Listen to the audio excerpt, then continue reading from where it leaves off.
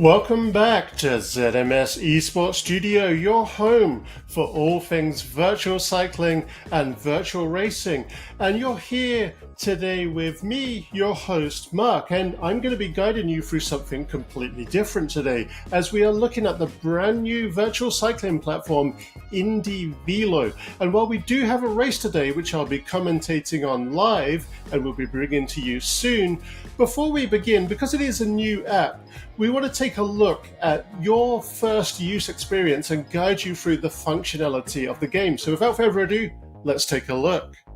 So what you'll be first greeted with once you've downloaded and installed indieVelo is your login screen, where you'll get to create and log in with your username and account, which will take you to the hub, no pun intended, of your user experience, where you'll find all functionality that you need, including the option to ride as a free ride on any of the virtual worlds of your choice. And much like Zwift or Wahoo RGT, indieVelo is a fully 3D rendered, immersive, game-like experience, so you're going to have a lot of fun with this, I promise. I've really enjoyed it with my experience.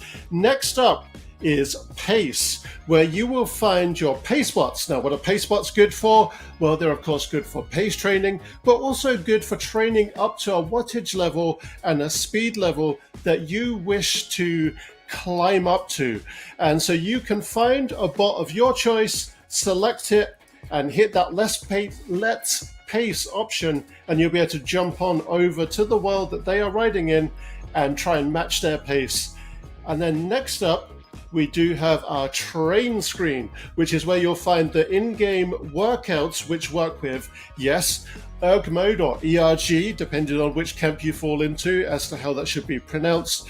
And they're preordained workouts that have been made by the team behind indieVelo, and they are denoted as to the strength that is required for them, the fitness level required for them, by those little chili pepper icons.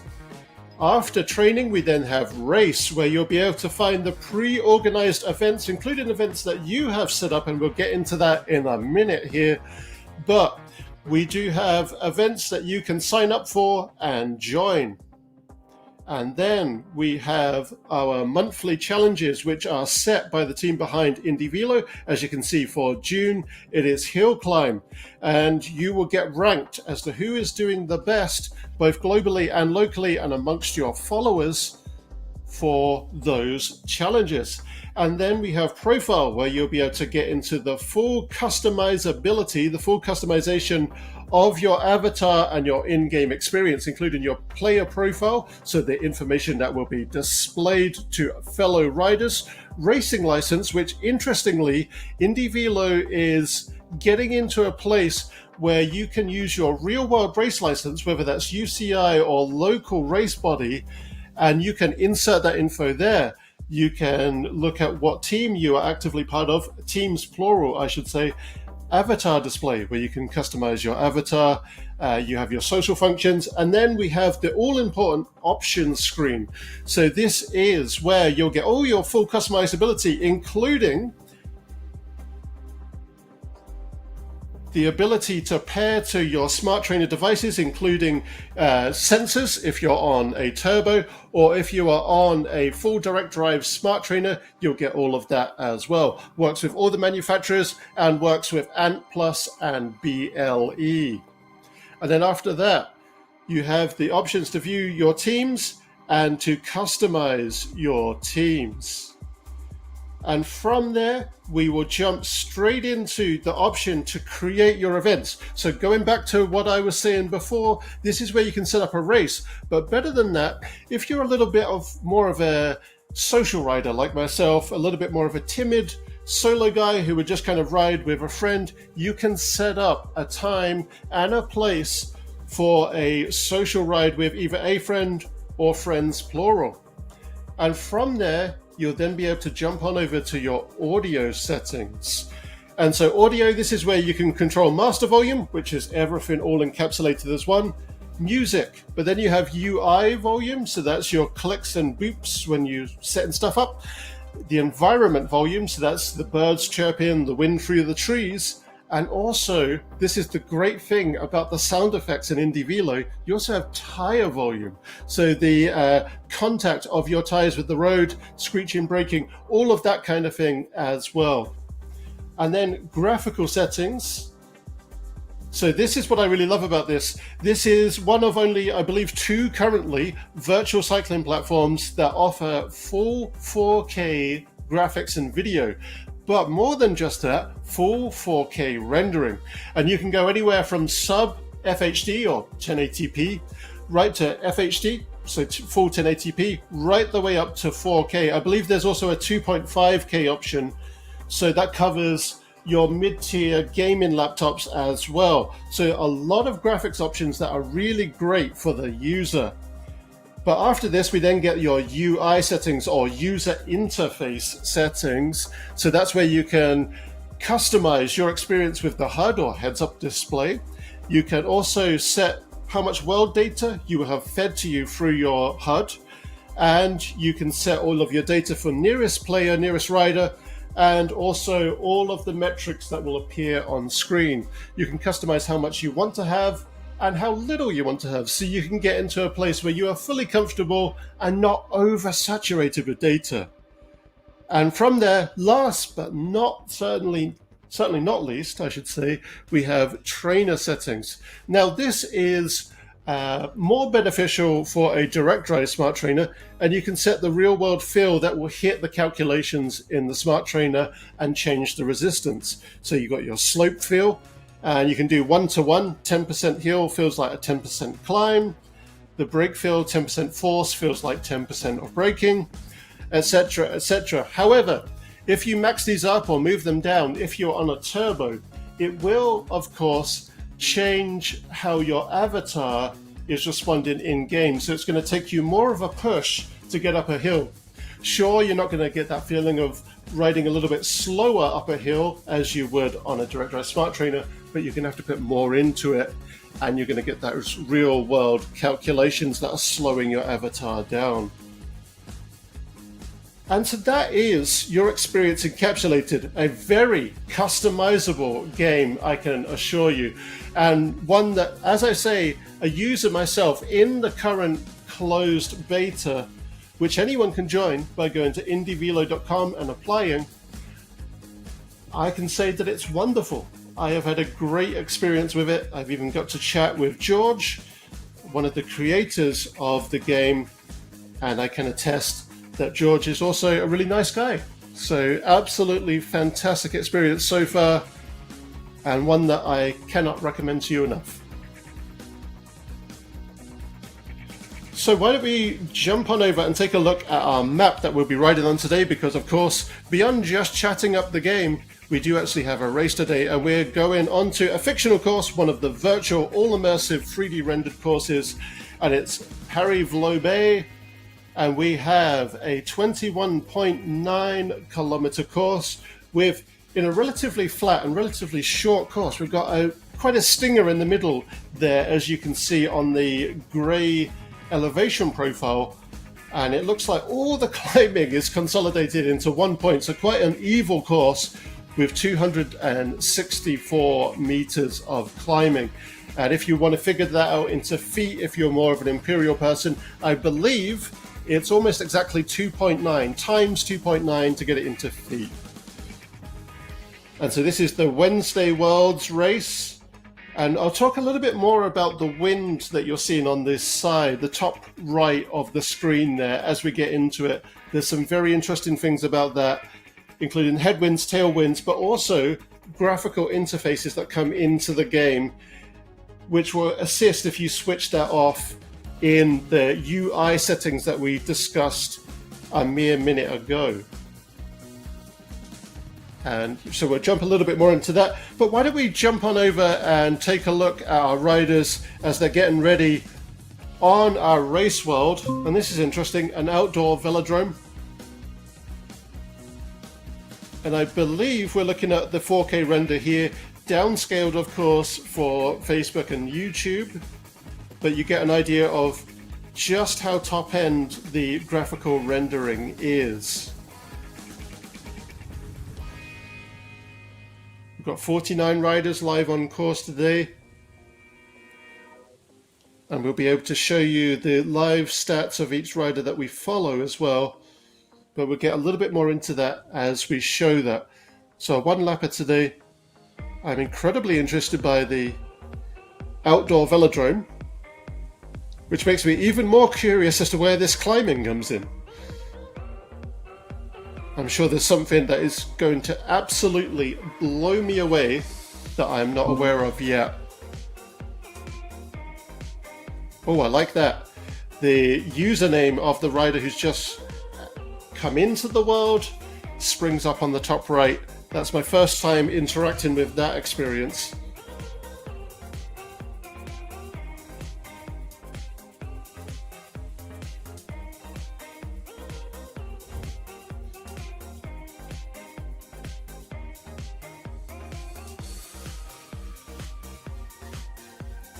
So we're less than a minute away now from our start time, and these wonderful helicopter cams and camera shifting or vision mixing, if you will, is provided live by Damon out of London in the UK. Fantastic work as always by Damon, and you're going to see a lot of that come to bear as we get into the race here.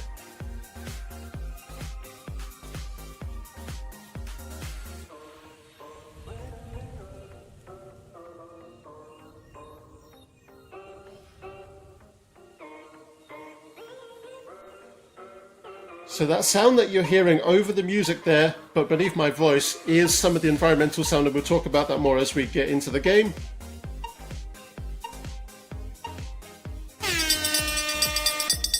And we are off.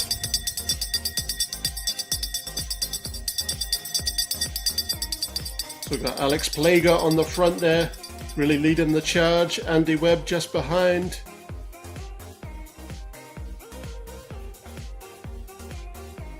We've got Yodo Kezi.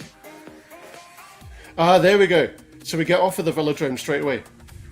Wow, I love the surprises that these guys have for me. What is going on here with these super fast people zipping by?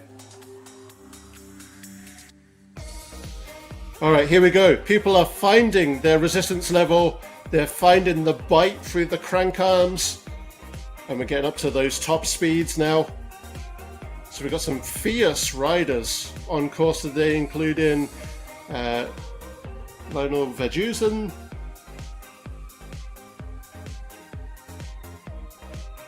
so who we got on the front here? So we've got Lionel on the front here from Belgium. Yodo Kezi, so it's switching between those two, and we've got Lionel Verjusen here live on screen on his webcam. Keeping very stable, very cool and calm at the moment. Really good cadence, so in a high tension gear to be sub 90 like that.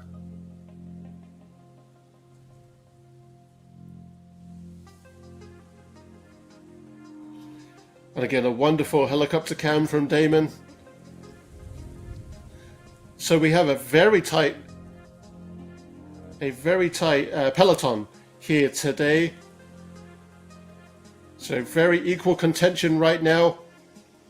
And if you're wondering, yes, this is one of the virtual cycling platforms that does support a draft benefit.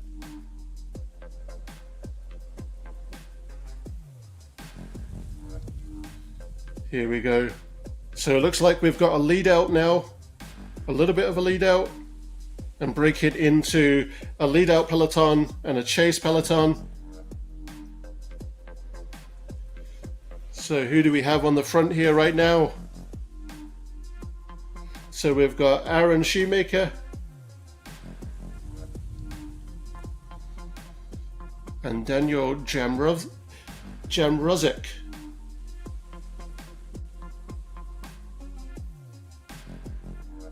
Lionel has pushed ahead, so he is the current lead out, the breakaway.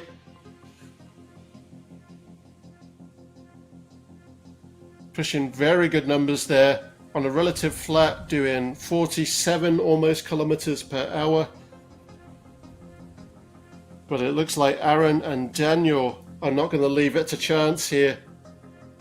And look at those wattage numbers from Lionel Verjusen, making me very envious there, hitting those 300 watts. Still managing to keep sub 90, so must be in a very high tension gear in that big chain ring.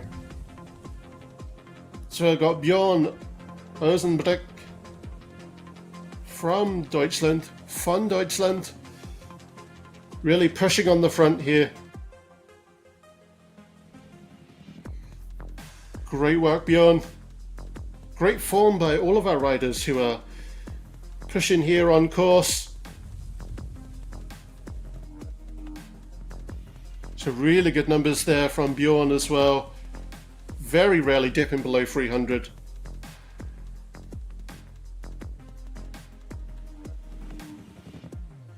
So we've got a lot of jockeying and jostling for that pole position, which is of course to be expected. We've got Peter Carlson, who's really pushing up there. Aaron Shoemaker again. So we did for a while there have a lead out peloton and a chase, but it looks like it's reformed largely here.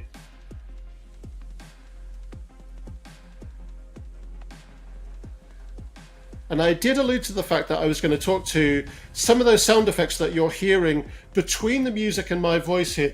So you do get wind noises, and as you can hear the noise of wind brushing through the trees.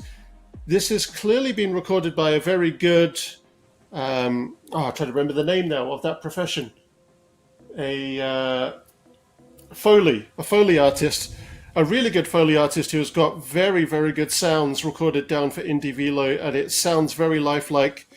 This is clearly a low bird or no bird environment, but on the environments like the coastal environments where you get tons of birds, you'll get those as well. Again, crisp HD audio, and it's fantastic stuff here.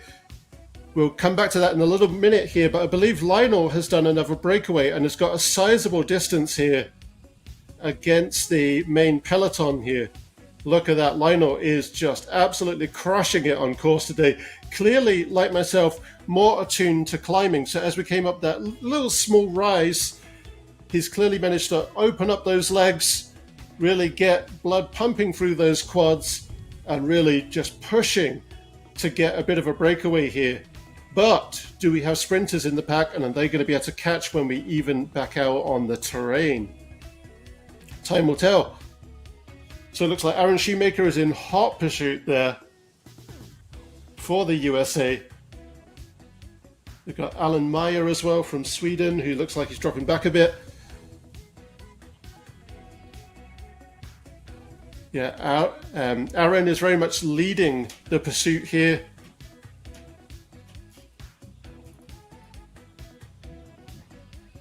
So sub 400, but only just. So Aaron is very much aiming to catch. But we have to see what can happen here. So 49, almost 50 Ks per hour. Fantastic effort there. So now we are breaking into sectioned pelotons once again. So when it comes up here, I will allude back to and give you some information on what I was talking about with the wind speed. But essentially, you'll see a graphic that comes up that looks like the visualization of, we just saw it there, coming into screen, of a little, what I would call as a Canadian, the Chinook of wind, a little ghosted white band of wind. If you do switch off in the UI settings the information of your wind direction, that will still be a way to tell. The thickest part of that band of wind is the direction it's coming from, and the tail that it's going towards is the direction it's going. So that'll be a way to tell if you have a crosswind, a headwind, or a tailwind. And of course they do play into your physics. A tailwind will obviously help you. A headwind will buffer you down, slow you down. So Lionel has been caught here by Zach Nair from the United States and Daniel Jamruzik. But Lionel is very strong.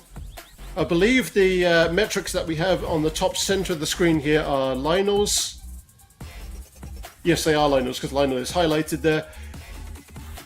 So still holding really good power, but beginning to find his sweet spot, if you will, for the relative flats. And there's certainly nothing wrong with that. Matt Wheeler pushing ahead here, Rob Housel as well for the United States and the UK respectively. So we're about 5Ks in here, 6Ks. So Alan Rayner really pushing ahead here for the United States. So we just saw a sudden sprint from Alan and from Andy Webb as well. Of course, the Netherlands was going to be close to the front of the pack here, if not the front.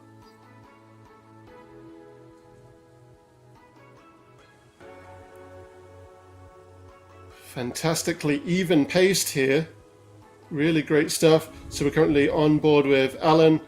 We saw his power numbers drop off there. I believe that was because he was freewheeling through that very slight downhill. It's a good tactic to have. Find any point you can to preserve your cardio effort and to preserve what you have in your legs. Alan Rayner pushing to catch up with Zach here. But Lionel is giving a very clear indication that he's not out for the count yet.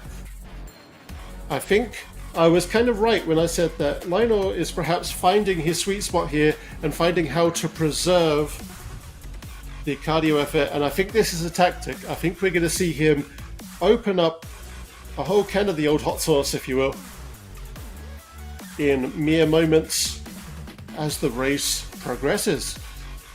So Zach Nair here, we're on board with him. Again, finding a good, safe, sweet spot in which to ride for now. So we're seeing good race tactics here. Everybody's conserving, waiting for the moments to make the attacks. So we saw another animation there of the wind speed and direction. So this game is incredibly helpful for if you do decide that you don't want your UI cluttered, it will give you these animations that show wind speed and direction. I mean, maybe not wind speed so much, but certainly direction.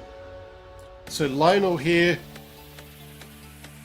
keeping very good here, very consistent, shifted down into a lower tension gear, as denoted by the fact that he's now got a higher cadence.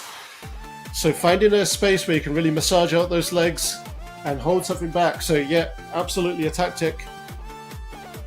Finding the right time to make the attacks, get into those higher tension gears and really push through those crank arms.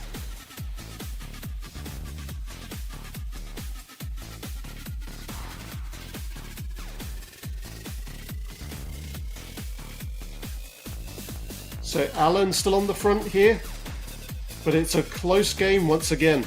So we are with our lead out peloton now. That chase peloton just a small way back.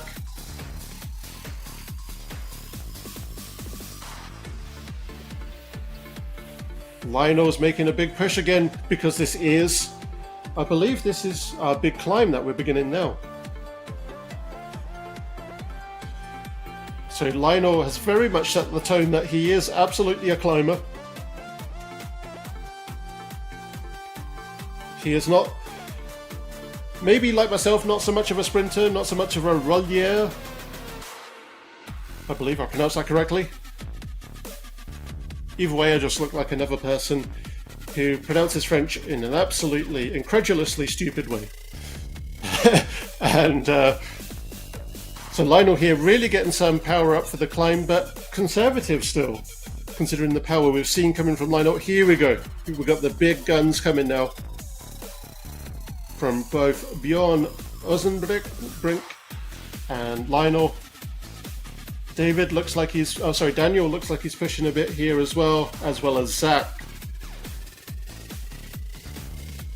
I am absolutely envious of you managing a 169 BPM on a climb. I would absolutely be ballooning up to 185 right now,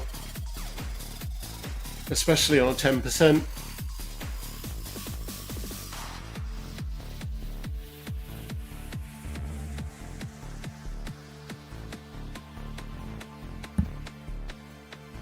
So Zach is catching here. So Zach is very much making it known that he is also a powerhouse on climbs. And look at that, over 500 and maintaining a consistent cadence. So we have clearly got the big guns set for the ride. We know who they are for this race.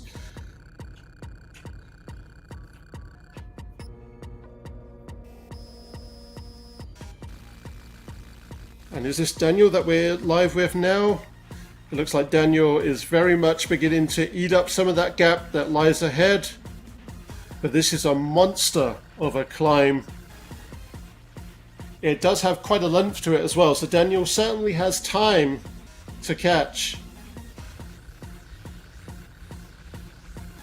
So Daniel, much like myself, is a big chainring grinder because we're seeing those lower RPMs.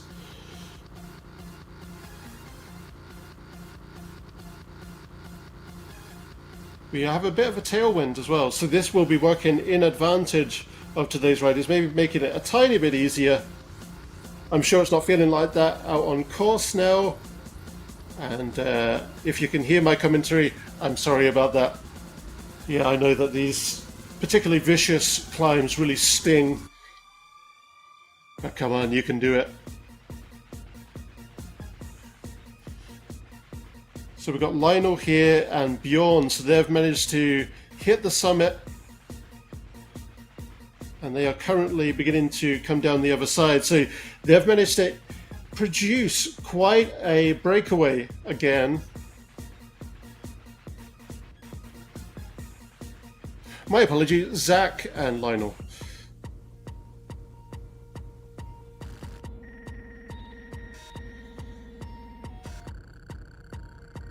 And now we're into a fierce part of the climb there. A false positive, if you will, with that flattening out. But we are into a +10 again. Daniel here very much in the chase. Looks like he's a few hundred meters behind at this point. But hopefully can begin to bridge that gap. Come on, Daniel, you've got it. Don't let the monsters in your head produce that darkness. Just focus on pushing through those crank arms.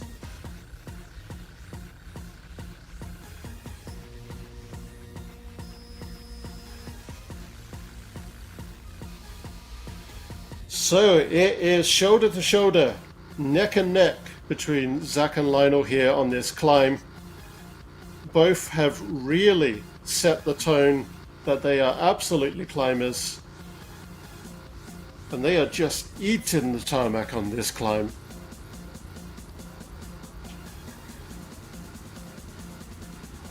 About 400 watts there. So Lionel has shifted down to that small chainring, it looks like, with that big cadence there. And certainly I don't blame you. You can only go so long grinding in the big chainring on the climb. Especially when you go anything above single digit.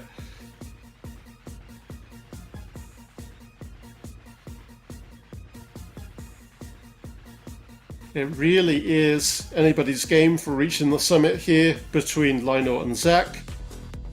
Daniel here beginning to close that gap.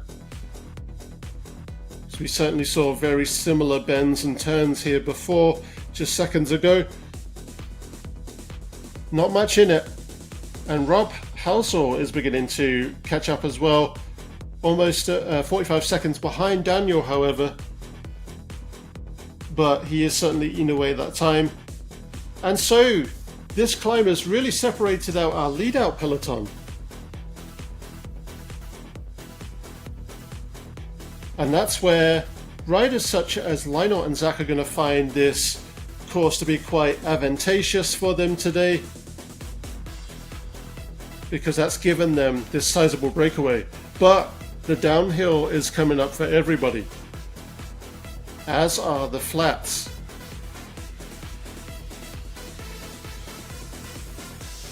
So we're through that vicious, almost venomous climb.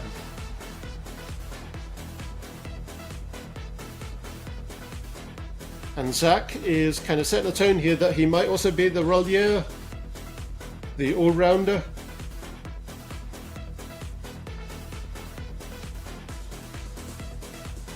Daniel has made the summit. Good work, Daniel.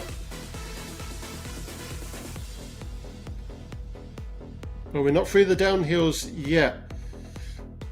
And these are just as steep. I know in the real world, I think anything like a 10 would absolutely terrify me for a downhill.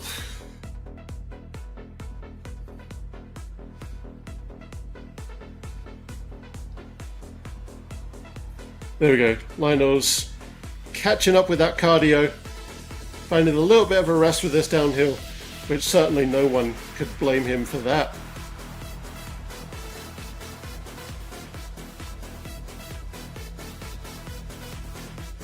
So we're over halfway now, or a little bit over halfway, with 10 kilometers remaining as we reach the summit marker there with Rob and the rest of this now chase peloton.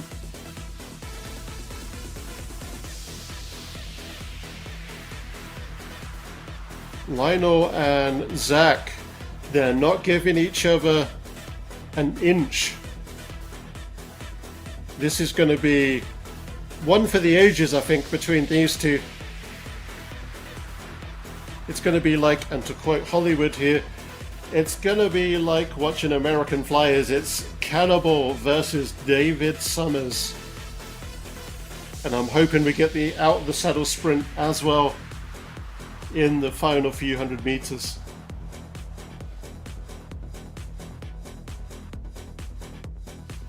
So I believe Lionel and Zach are up to a point of being 7.8 Ks from the end. So they're really eating tarmac here. Really burning the rubber, if you will. Yeah, look at that. They're not easing up on the wattage here against each other. But will one of them cook from pushing it too hard here? Let's watch and find out.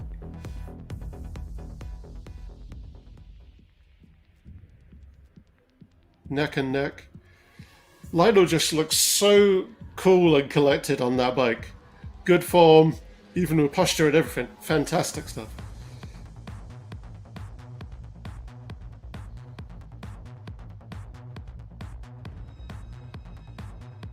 Alright, and through the downhill here.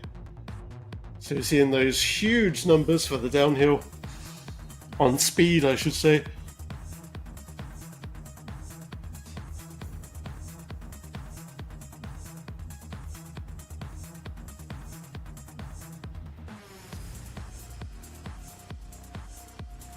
So we have Liz von Houweling, I hope I pronounced that correctly, from the United States here. Look at that fierce cadence on this downhill. Fantastic stuff. Great stuff, Liz.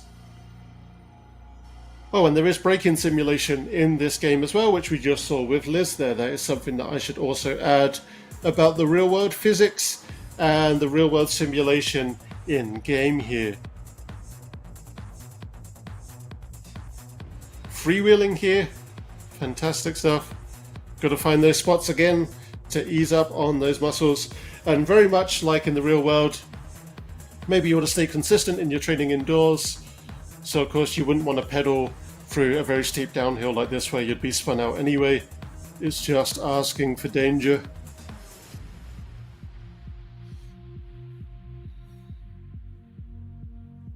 So Alex Plager von Deutschland, putting some good power in here.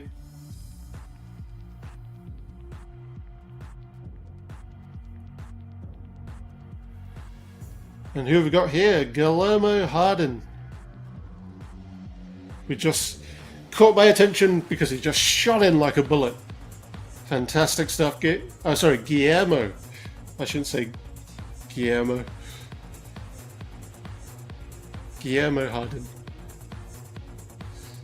So here we go, we're back with the two here jostling for position on the front here, and I'm loving that this tense music has just come in at the right time here. Again, a battle for the ages.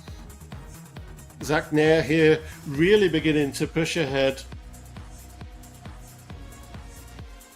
Hoping for that breakaway, but Lionel is not gonna relent.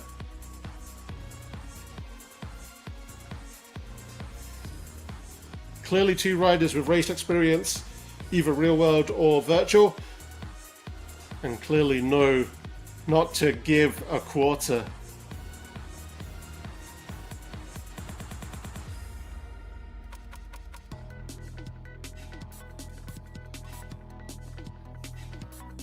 Seeing very similar cadence here, and you can see cadence in the game that will simulate the cadence you're putting in the real world, in your home, so long as you have a cadence meter attached. So cadence meter is obviously part and parcel with a direct drive smart trainer, or if you're on a turbo, attach in a battery powered BLE and ANT Plus cadence sensor will give you that same effect too. And we're here with Daniel Jamrozic.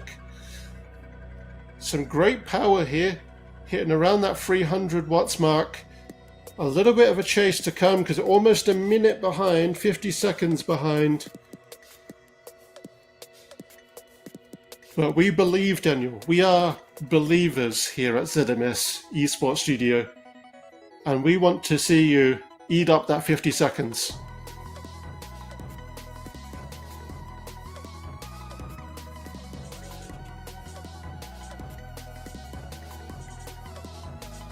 And our live cameras here, our vision mixing, is being provided today by ZMS Esports Studio's very own Damon out of the UK in London. And look at that very, very impressive live vision mixing rig.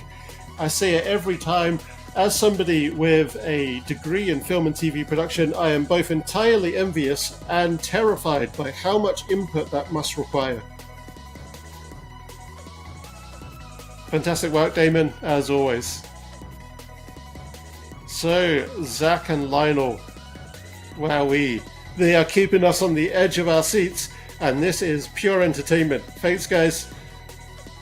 You're making this easy to commentate. So 350 watts-ish by Zach.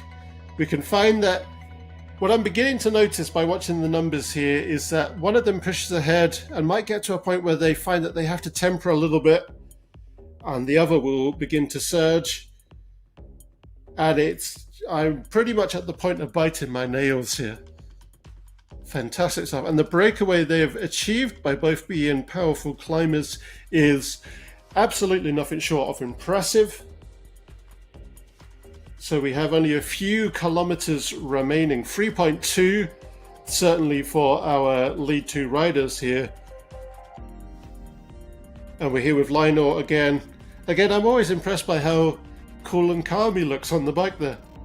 I know that I would have turned red like a beetroot by now. I would be almost liquid at this point. In fact, I wouldn't be in those where the lead two are right now. I would be where our small chase peloton is right now. And we're here with Rob Halsall from the UK, Bjorn Ozenbrink from Germany, Eero Kesi from Germany, and Emmanuel Hall from Italy. I'm sorry, this is Emmanuel Hall from Italy. Hoping to eat up some of that gap that lies ahead. And our chase peloton is doing great. They're using the draft benefit with one another. They are in a mutually beneficial position where that draft benefit is going to help them give chase to the lead two. Maybe now for a good placement, maybe not to try and make attack on first and second position, considering the distance we have left and the amount of time by which they have fallen behind. But again, we are believers here at ZMS Esports Studio, so hopefully, I hold out hope. And talking about that hope, we are back with Daniel. Daniel is in an unenvious position. He doesn't have any draft benefit. He's away from other riders, and to keep the chase peloton at bay, he's going to have to keep pressing on through those crank arms. So it's, I don't quite envy that myself, but Daniel is clearly a very powerful and skilled rider, and I'm certain that he can begin to put in some good effort here to close up that gap and to keep the wolves at bay, if you will. And we have got Tommy Rangel here, also from Italy. Both giving some good effort here. So we don't have far left to go, and we've got a little stinger of a climb, as you can see on that elevation profile at the very bottom of your screen, just before that finish line. So that may be even more advantageous to, of course, Zach and Lionel. So they're going through, I believe they're beginning this climb right now. So they are within, within 1.5 kilometers. Oh, Zach is beginning to get a little bit of tarmac between himself and Lionel. But again, Lionel is not going to give an inch. So 1.2k remaining.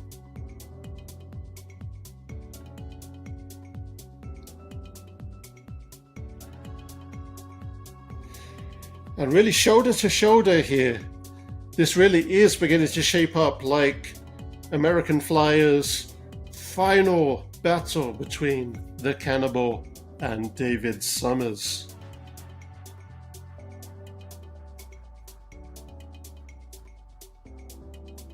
Beginning to plateau out here, slowly but surely. And then we're going to get to see who's going to make that sprint, who's got anything left in the lungs, in the heart, and in the legs. Certainly the lactic acid, unfortunately, is built up in that little climb. So this rider is going to be a pure animal, whoever it is who's going to claim it. Back into our velodrome here. 700 meters remaining, or beginning to get a bit of a sprint from Zach. Certainly I am nothing more than a 300 meters guy, if at all. Oh, here we go. Who's it going to be? Lionel's really beginning to push ahead, but Zach is not letting up. Oh, I'm actually not sure who that was. That was within a hair. It was whoever was pressing their head over the handlebar and pushing their nose forward. Got that one, I'm pretty sure.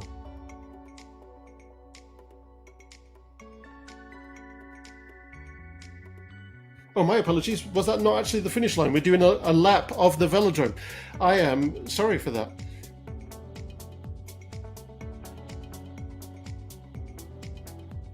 Here we go. 100 meters remaining. There we go. Lionel has got some tarmac there. Wowee, look at that.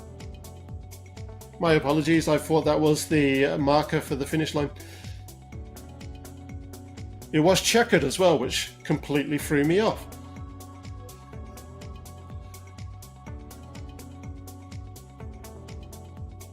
Look at that. There's about, I would estimate that to be about 20 meters. Lionel really pushed there. Probably stinging a bit both in the quads, the glutes, and of course in the cardio system with that. And Daniel, very impressive effort today, my friend. Nothing to sniff at there. So yeah, there is 1/100ths or 1,000ths even of a second in it between Lionel and Zach. Very impressive from both riders there. We've got our chase peloton is beginning to form on the finish line here too. And we have our live top 10 here, and we'll begin to read those out as they populate. Again, great effort, Daniel.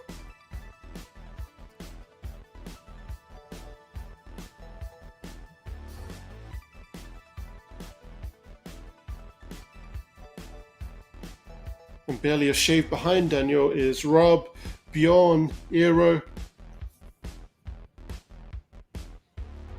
So Daniel is, let me think about that, that's about almost 30 seconds behind, 29 seconds, 2 seconds behind Daniel, and not even a clear 2 seconds, just like 1/1000th of a second behind that is Rob. Bjorn is 1/1000th of a second behind Rob. Same thing with Eero. Andy is, trying to figure out what this is, about 13 seconds behind, as is the same with Alan. Emmanuel is a clear 7 seconds behind, and taking the 10th spot here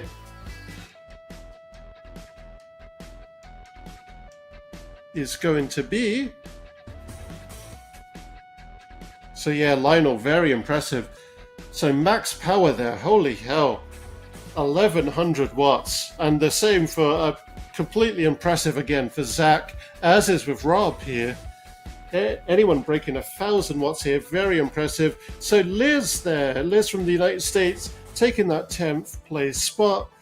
And looks like that is about 43 seconds behind, 47 seconds behind Emmanuel. So fantastic effort from all of our racers on course today. And thank you for joining us. It's been an absolute pleasure to host this race for you today and to introduce you to indieVelo. If you wish to try it for yourself, apply to be part of stage 2 of the closed beta and sign up and have fun with us over there in the virtual cycling world. My name has been Mark. You've been a wonderful audience, and have a great day.